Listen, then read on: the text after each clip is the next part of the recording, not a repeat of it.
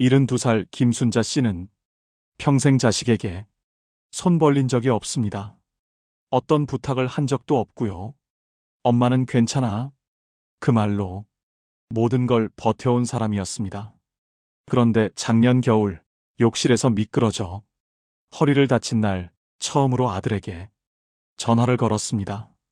전화를 누르기까지 한참을 망설이다가 이렇게 말했습니다. 미안한데 병원에만 같이 가줄 수 있니? 그날은 하루였고 다음 주엔 이틀, 한 달 뒤엔 아들이 병원 보호자가 됐습니다. 그날 밤 순자 씨는 잠을 이루지 못했습니다.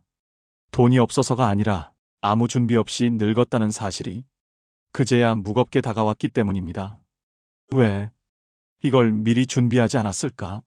늙어서 자식에게 폐가 되는 순간은 돈이 없을 때가 아니라 위기 상황에 대한 준비가 없을 때 시작됩니다. 그래서 오늘은 자식에게 짐이 되지 않기 위해 반드시 미리 준비해야 할 세 가지를 나눠드리려고 합니다. 이 세 가지를 준비한 부모와 그렇지 못한 부모의 말년은 생각보다 커다란 차이가 있었습니다. 아니, 180도 달랐습니다. 본격적인 이야기를 시작하기 전 구독과 좋아요를 눌러주세요. 힘을 받아 더 좋은 이야기를 지속적으로 전해드리겠습니다. 김순자 씨는 서울 외곽의 오래된 아파트에서 혼자 살고 있습니다. 남편은 10년 전에 먼저 떠났고 아들은 결혼해서 차로 1시간 거리에서 살고 있습니다. 순자 씨는 늘 말하곤 했습니다. 나는 자식한테 짐이 될 일은 없을 거야. 실제로 그랬습니다. 혼자 병원도 다녔고 무릎이 아파도 파스 붙이고 버텼습니다. 아들한테는 늘 같은 말만 했습니다. 엄마 괜찮아. 너희나 잘 살아. 문제가 생긴 건 작년 겨울이었습니다. 눈이 많이 오던 날이었는데 아침에 욕실에서 발을 헛디뎠습니다. 크게 넘어진 건 아니었습니다. 다만 허리를 세게 부딪혔고 잠시 숨이 막혔습니다. 잠깐만 쉬면 괜찮아질 줄 알았습니다. 그런데 일어나려는데 몸이 말을 듣지 않았습니다. 그때 휴대전화를 집어들었습니다. 아들 이름을 보면서 순자 씨는 한참을 망설였습니다. 전화를 누르기까지 5분이 걸렸습니다. 미안한데 병원을 좀 같이 가줄 수 있니? 아들은 바로 왔습니다. 차에 태워주고 접수하고 진료실 앞에서 기다렸습니다. 의사는 큰 사고는 아니라고 했습니다. 당분간은 혼자 생활이 불편하실 겁니다. 아들 신세지는 일은 그날로 끝날 줄 알았는데 아니었습니다. 다음 날도 아들이 왔고 그 다음 날도 잠깐 들렀습니다. 순자 씨는 계속 말했습니다. 이제 괜찮아. 이제 그만 와도 돼.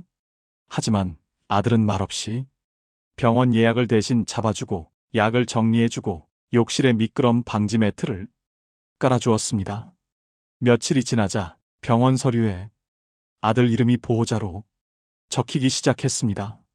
순자 씨는 그때서야 이상하다는 생각이 들었습니다. 여전히 같은 집에 살고 있고 통장도 그대로고 아직 밥도 해먹는데 갑자기 아들이 자신의 하루에 깊숙이 자리 잡았다는 걸 그제야 느낀 겁니다. 어느 날 아들이 이렇게 말했습니다. 엄마, 다음 주엔 내가 연차를 좀 써야 할 것 같아. 그 말을 듣는 순간 순자 씨는 웃지도 말리지도 못했습니다. 그날 밤 불을 끄고 누워서 혼잣말을 했습니다. 나는 아직 괜찮은데. 하지만 마음 한쪽에서는 이런 생각이 들기 시작했습니다. 이게 시작이면 어떡하지? 순자 씨는 돈이 없어서 아들에게 전화를 건 게 아니었습니다. 큰 병이 있어서도 아니었습니다. 다만 이런 상황을 혼자 감당할 준비가 아무것도 돼 있지 않았을 뿐입니다. 그리고 바로 그 순간부터 자식에게 짐이 되는 노후는 조용히 시작됩니다. 순자 씨는 자신이 크게 달라졌다고 생각하지 않았습니다. 아침에 일어나 밥을 먹고 TV를 켜고 동네 마트에 잠깐 다녀오는 일상은 그대로였습니다. 다만 한 가지가 달라졌다면 아들이 매일 저녁 전화를 한다는 것이었습니다. 엄마, 오늘은 어땠어요? 약은 챙겨 먹었고, 허리는 좀 나아진 것 같아요? 순자 씨는 웃으며 대답했습니다. 괜찮아. 진짜 괜찮아. 그 말은 거짓말이 아니었습니다. 정말로 아직은 혼자서 버틸 수 있었습니다. 하지만 문제는 지금이 아니라 다음이었습니다. 병원에서는 다음 주 외래 진료 날짜를 잡아주었고, 물리치료는 주 3회가 필요하다고 했습니다. 순자 씨는 달력을 꺼내 날짜를 적다가 문득 손을 멈췄습니다. 이걸 내가 다 할 수 있을까? 버스 갈아타는 길, 대기 시간, 진료 끝나고 약국까지 몸보다 먼저 머리가 복잡해지기 시작했습니다. 그날 저녁 아들이 말했습니다. 엄마, 그날은 제가 같이 갈게요. 순자 씨는 반사적으로 대답했습니다. 아냐, 혼자 갈 수 있어. 그런데 전화를 끊고 나서도 마음이 편해지지 않았습니다. 며칠 뒤 아파트 관리실에서 전화가 왔습니다. 욕실 안전 점검이 필요하다는 내용이었습니다. 순자 씨는 무심코 아들에게 전화를 걸었습니다. 이런 전화가 왔는데 뭘 어떻게 해야 하는지 잘 모르겠네. 아들은 말했습니다. 엄마, 내가 알아볼게. 그 말이 그렇게 고마울 수가 없었습니다. 동시에 마음 한구석이 무거워졌습니다. 순자 씨는 자기 인생에서 처음으로 결정을 누군가에게 넘기고 있다는 느낌을 받기 시작했습니다. 아직 돈도 있고, 아직 걸을 수 있고, 아직 혼자 살고 있는데도 말입니다. 그날 밤 순자 씨는 문득 이런 생각이 들었습니다. 만약 아들이 없었다면? 아들이 더 멀리 살았다면? 그 질문에는 답이 없었습니다. 그리고 바로 그 지점에서 노후는 갑자기 불안해집니다. 자식에게 폐가 되는 순간은 누군가를 힘들게 하겠다고 마음먹어서가 아니라 아직 괜찮다는 말로 아무 준비도 하지 않은 채 하루를 넘기면서 조용히 만들어집니다. 순자 씨는 그 사실을 아직 정확히 알지 못했습니다. 다만 이전과는 다른 종류의 두려움이 가슴에 남아 있었습니다. 이 상태가 얼마나 갈 수 있을까? 순자 씨는 병원 진료가 끝난 날 아들과 함께 집으로 돌아왔습니다. 차 안에서 아들이 조심스럽게 물었습니다. 엄마, 당분간은 혼자 생활하는 게 좀 불편하시지 않을까요? 순자 씨는 바로 대답하지 못했습니다. 불편하긴 했지만 그렇다고 누군가와 같이 살아야 할 정도는 아니라고 생각했기 때문입니다. 집에 도착하자 아들은 욕실을 먼저 살폈습니다.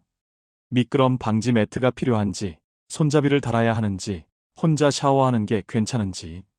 순자 씨는 그 모습을 보며 괜히 마음이 급해졌습니다. 괜찮다니까. 이 정도는 나 혼자도 해. 하지만 아들은 말했습니다. 그래도 혹시 모르니까요. 그 말이 틀린 건 아니었습니다. 문제는 그 혹시를 대비한 준비가 순자 씨에게는 아무것도 없었다는 겁니다. 요양병원, 제가 돌봄, 방문간호. 순자 씨는 이런 단어를 들어본 적은 있었지만 언제, 어떻게, 어디서 알아봐야 하는지는 한 번도 생각해 본 적이 없었습니다. 그래서 그날 밤 아들이 인터넷을 찾아보기 시작했습니다. 엄마, 이런 선택지도 있고, 이건 비용이 이 정도고. 순자 씨는 그 말을 들으며 고개를 끄덕이기만 했습니다. 그 순간 순자 씨는 처음으로 깨달았습니다. 선택을 하는 사람이 자기가 아니라 아들이 되어버렸다는 사실을요. 돈이 없어서가 아니었습니다. 결정을 내릴 능력이 없어서도 아니었습니다. 다만 미리 생각해보지 않았을 뿐입니다. 만약 그날 조금 더 크게 다쳤다면, 며칠 더 움직이지 못했다면 순자 씨는 아들에게 이렇게 말했을지도 모릅니다. 너의 도움이 필요해. 그 말 한마디가 자식에게는 가장 큰 짐이 됩니다. 왜냐하면 그 순간부터 자식은 보호자가 되고 부모는 선택의 주체가 아니라 고민이자 부담의 대상이 되기 때문입니다. 노후에서 가장 먼저 준비해야 할 건 돈이 아닙니다. 건강도 아닙니다. 내가 어떤 선택을 할지 미리 정해두는 것.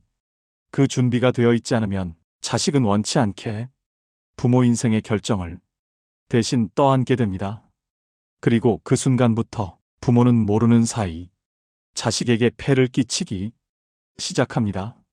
순자 씨가 병원에 다니기 시작한 지 한 달쯤 지났을 때였습니다. 아파트 엘리베이터에서 같은 동에 사는 박노인을 만났습니다. 순자 씨보다 2살 많았습니다. 요즘 병원 다니신다면서요?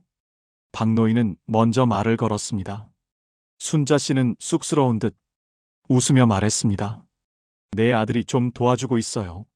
그 말을 듣자 박노인은 잠시 고개를 끄덕이더니 이렇게 말했습니다. 아, 전 보호자 안 적었어요. 순자 씨는 순간 무슨 말인지 이해가 되지 않았습니다. 저는 미리 정해놨어요. 어디까지는 혼자 하고 어디부터는 방문 돌봄을 쓰기로요. 박노인의 말은 담담했습니다. 자랑도 불안도 없었습니다. 아들한테는 결정 맡기기 싫더라고요. 그 애도 자기 인생이 있으니까. 순자 씨는 그 말을 듣고도 아무 말도 하지 못했습니다. 그날 집에 돌아와 병원 서류를 다시 꺼내봤습니다. 보호자란에 적힌 아들 이름이 유난히 크게 보였습니다. 만약 그날 간단한 메모라도 남겨두었다면 어땠을까? 아프면 이 병원, 이 정도면 집에서, 이 선 넘으면 도움받기. 그런 기준이 있었다면 아들에게 내가 알아서 해줘라는 말 대신 나는 이렇게 하고 싶어라고 말할 수 있었을 겁니다. 하지만 순자 씨는 아무것도 정해두지 않았습니다. 그래서 아들은 선의를 가지고 움직였고 순자 씨는 고마움과 미안함을 함께 떠안게 됐습니다. 준비한 부모는 자식에게 이렇게 해달라고 말합니다. 준비하지 못한 부모는 자식에게 어떻게 해야 할지 모르겠다고 말합니다. 말은 비슷해 보여도 자식이 느끼는 무게는 전혀 다릅니다. 그날 밤 순자 씨는 처음으로 이렇게 생각했습니다. 나는 아직 살아있는데 이미 누군가의 결정 안에 들어와 있는 건 아닐까. 순자 씨는 요즘 하루가 유난히 짧게 느껴졌습니다. 아침에 일어나면 먼저 허리를 한번 짚어보고 약을 챙겨 먹고 병원 갈 준비를 하면 벌써 점심이었습니다. 예전엔 그 사이에 장도 보고 집안일도 조금씩 했는데 이제는 하나를 하면 하나를 쉬어야 했습니다. 어느 날은 냉장고 문을 열어놓고 한참을 서 있기도 했습니다. 뭘 꺼내려고 했는지 순간 잊어버렸기 때문입니다. 그날 저녁 아들이 전화를 했습니다. 엄마, 식사하셨어요? 순자 씨는 잠시 망설이다가 솔직하게 말했습니다. 오늘은 그냥 빵 먹었어. 아들은 말했습니다. 그럼 내일 내가 반찬 좀 갖다 줄게요. 그 말이 그렇게 고마울 수가 없었습니다. 동시에 마음이 조금씩 무거워졌습니다. 다음 날 아들은 반찬통을 들고 왔고 그 다음 주엔 약 정리함을 가져왔습니다. 이건 아침, 이건 점심, 이건 저녁이야. 순자 씨는 웃으며 말했습니다. 이 정도까진 안 해도 돼. 하지만 아들은 이미 익숙한 손놀림으로 약을 나눠 담고 있었습니다. 그날 밤 순자 씨는 반찬통이 가득 찬 냉장고를 보며 한참을 서 있었습니다. 배가 고픈 것도 아닌데 이상하게 마음이 허전했습니다. 며칠 뒤 아들이 이렇게 말했습니다. 엄마, 병원 가는 날엔 내가 같이 가는 게 낫겠다. 순자 씨는 고개를 끄덕였습니다. 처음엔 도움이었습니다. 그 다음엔 편리함이었고 어느 순간부터는 당연함이 되었습니다. 순자 씨는 그 경계가 언제 넘어갔는지 정확히 기억나지 않았습니다. 다만 분명한 건 아들이 자신의 생활에 하나씩 들어오고 있다는 사실이었습니다. 몸이 아픈 건 어쩔 수 없는 일이었습니다. 하지만 몸이 불편해질수록 무언가를 스스로 하려는 마음까지 함께 내려놓고 있었다는 것. 그게 순자 씨를 가장 두렵게 만들었습니다. 아픈 부모보다 자식이 더 힘들어하는 순간은 부모가 해보려는 노력을 먼저 포기할 때입니다. 의존은 어느 날 갑자기 시작되지 않습니다. 아주 작은 도움에서 조용히 시작됩니다. 그리고 그 순간부터 자식은 돌보는 사람이 됩니다. 순자 씨는 처음엔 이렇게 생각했습니다. 조금만 지나면 괜찮아지겠지. 이번 달만 넘기면 다시 예전처럼 될 거야. 그래서 아들이 올 때마다 늘 같은 말을 했습니다. 이번만 도와줘. 다음엔 혼자 해볼게. 아들도 처음엔 그 말을 믿었습니다. 회사 끝나고 들르는 날이 일주일에 한 번이었고 어느새 두 번이 됐고 나중엔 일정표에 엄마 병원이 따로 적히기 시작했습니다. 어느 날 아들이 말했습니다. 엄마, 이번 주엔 회의가 좀 많아서. 그 말을 듣는 순간 순자 씨는 자기도 모르게 말했습니다. 아, 그럼 괜찮아. 내가 혼자 갈게. 전화를 끊고 나서 순자 씨는 한동안 가만히 앉아 있었습니다. 아들이 미안해하는 얼굴이 눈앞에 떠올랐기 때문입니다. 내가 이 아이를 묶어두고 있구나. 그날 병원에 혼자 다녀온 뒤 집에 돌아와 문득 이런 생각이 들었습니다. 혹시 내가 더 아프게 되면 이 아이는 어디까지 와야 할까? 주말 어느 날 아들이 집에 들렀을 때였습니다. 집안에 쌓인 약 봉투와 병원 서류를 보며 아들이 무심코 말했습니다. 엄마, 이건 내가 정리해 둘게. 그 말에 순자 씨는 웃으며 고개를 끄덕였지만 마음 한구석이 툭 하고 내려앉았습니다. 그날 밤 순자 씨는 혼잣말을 했습니다. 나는 아직 살아있고 아직 생각도 할 수 있는데 왜 점점 부탁하는 사람이 되어가고 있을까? 아픈 건 참을 수 있었습니다. 불편한 것도 견딜 수 있었습니다. 하지만 자식의 표정이 조금씩 달라지는 건 참기 어려웠습니다. 피곤함을 숨기려는 얼굴, 괜히 웃으며 말끝을 흐리는 목소리. 그걸 알아보는 순간 순자 씨는 처음으로 확실히 깨달았습니다. 이건 잠깐이 아니구나. 부모가 가장 많이 하는 말은 조금만입니다. 그리고 그 조금은 대부분 끝을 정해두지 않습니다. 그래서 어느 순간 자식은 도와주는 사람이 아니라 책임지는 사람이 됩니다. 그리고 부모는 그 사실을 가장 늦게 알아차립니다. 순자 씨는 어느 순간부터 아들의 목소리 톤을 유심히 듣게 됐습니다. 예전엔 밝았던 말투가 조금 짧아졌고 전화는 늘 아들이 먼저 걸어왔습니다. 엄마, 오늘은 뭐 했어요? 그 질문이 어느 날부터 확인처럼 들리기 시작했습니다. 순자 씨는 괜히 더 자세히 말하게 됐습니다. 오늘 허리가 어땠는지, 어디가 불편했는지, 약을 먹고 나니 어떤지. 아들은 듣고만 있었지만 대답은 점점 짧아졌습니다.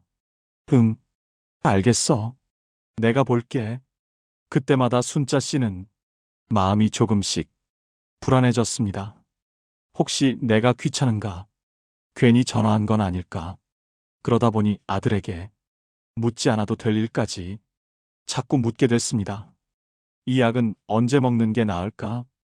이 병원 계속 다니는 게 맞을까? 다음엔 어떻게 하는 게 좋을까? 순자 씨는 도움을 구하는 게 아니라 의견을 묻는 거라고 생각했습니다. 하지만 아들에게는 그 둘이 점점 구분되지 않기 시작했습니다. 어느 날 아들이 조심스럽게 말했습니다.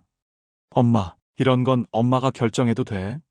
그 말에 순자 씨는 아무 대답도 하지 못했습니다.